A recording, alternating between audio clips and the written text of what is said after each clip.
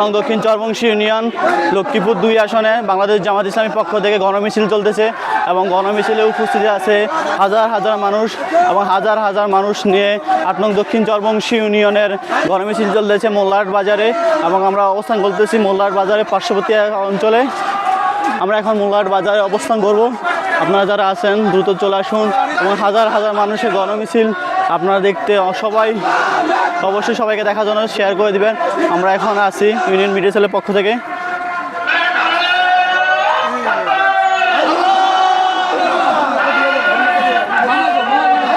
আপনারা উপস্থিতি দেখতে পাইতেছেন এবং বাংলাদেশ জামাত ইসলামীর পক্ষ থেকে বিশাল এক গণমিছিল